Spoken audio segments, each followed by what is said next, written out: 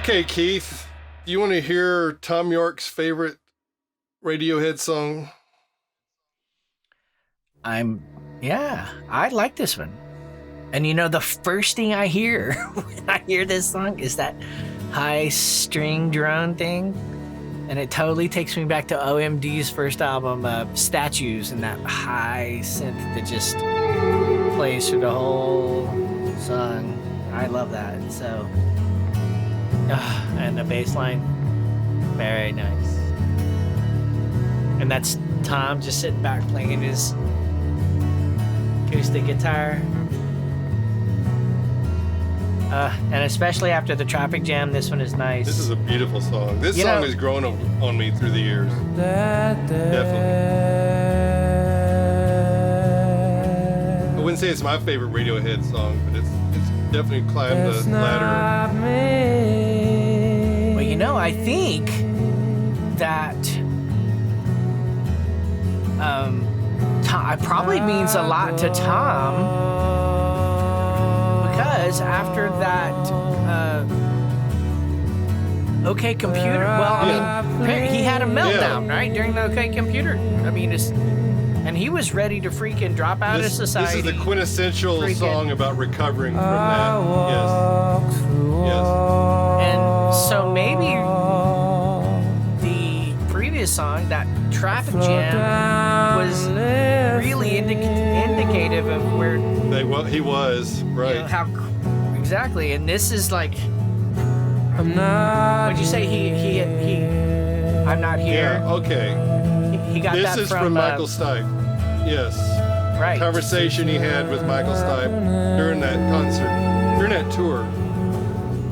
And Michael Stipe told him, said, just treat it like you're not there. It's not happening. Right. It was kind of like a mantra. Right? A meditation is like, okay, man, this is what I do when I've had 6 months straight of touring and I'm going crazy. This is my mantra. Right? Not here. This is not happening. Right. I love the bass line in this. I do too, man. Well, the strings composed by Johnny Greenwood. And he composed it using his Monte Marno. Used that to compose it on multi-track. I guess the string ensemble took that. Recorded this in Dorchester.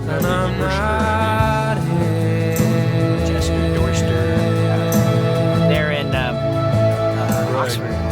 Down from their studio. Just a few miles. Yeah, just right down the street from their studio. This one's cool, man. I like that little Fripp-like guitar. Kind of arpeggiator. That's cool. Very nice. But you can tell here there's tension starting to build.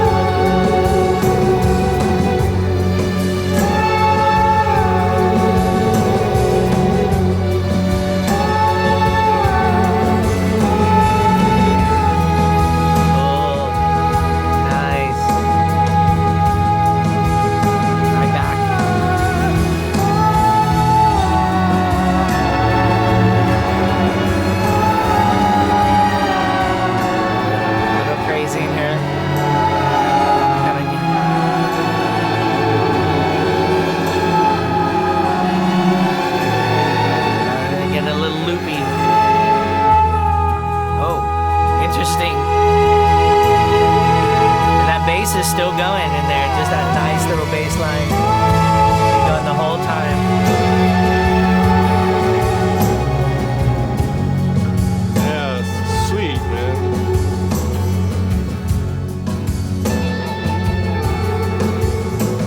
And the drums are mixed way back.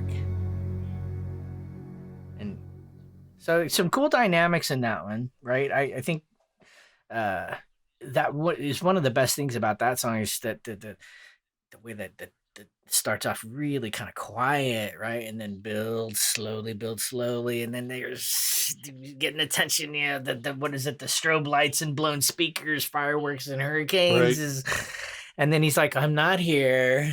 He's able to kind of manage it again. Yeah, that's his mantra. That's why that's probably his favorite song, because that's his mantra now. It's like. That's kind of what I'm thinking, that it kind of brings him back to, okay, this was kind of how I was able to make it through the end of that tour, right? So the Onde Martineau, as a Onde Martineau. Oops, sorry. Of course I would do that. There it is. Onde Martineau. You see Johnny playing one there. So he used this to compose those string parts. And actually, there's a live version of this I put on our playlist, where there's 3 other Martineau players that are doing all those parts. So like an Onde Martineau quartet. A set of ondists. Ondist ensemble. Ondist ensemble. An ondist quartet. And it's really sweet. It's cool, really got the same kind of dynamics and everything that you're getting on this recording here was on that live. So that was pretty cool. Yeah, I'll go back to where I was at a while ago with Nigel, Mr. Godrich, the producer, the 6th member of Radiohead. He started with OK Computer and has been working with them ever since. And he's basically their laboratory genius. Yeah, so there he is, kind of in the bottom right there at the computer, probably on Pro Tools or something. Upper left, getting hugged by Thom. It's nice. It's like kind of just a big bud in the part of the family. Yeah, part of the family. So this guy went on after, I guess, creating his career around Radiohead, or at least making it huge. Went on to produce several people, including Sir Paul McCartney. Sir Paul. And I found a snippet that I thought was hilarious about that.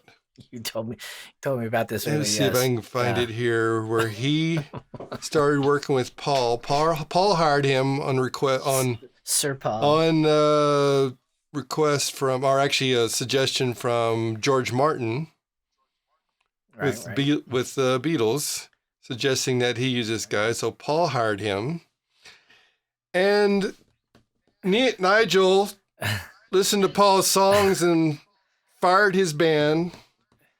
And says, these songs are cliched and sappy and just subpar.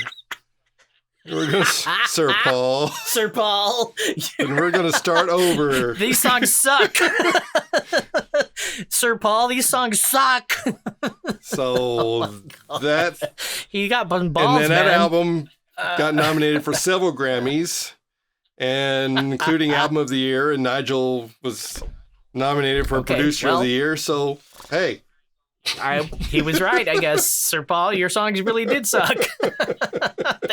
Thank goodness you got some kid who's got the balls enough to be honest with you. When you work with Radiohead, you can work with anybody to do anything. I guess I know on this album, right? What a difficult album to produce this would be. My God. Yeah. They worked on this album for like a year and a half, and it was like a year before they got anything they were happy with. Yeah, so, he even suggested that they go off in separate corners and work on things like his little team. They'll just come up with little things and bring that in, and and just to do things totally different than what they ever. Right. No, that's. And this album was in so many stages. They started out making tapes. of just endless tapes of unfinished things. Couldn't finish anything. And then they tried moving to a different place. And different studios. They didn't have any, couple of weeks in Copenhagen. Deadlines anymore. They were already after Computer. They were the biggest band in the world. Right. And that's what almost shattered them as being the biggest band in the world. Well, right. I mean, you've seen this over. Yes. You've seen this over happen to many bands, many artists that just can't handle. Oh my God. The pressure. The overwhelming. Like Nirvana. Just, Yep.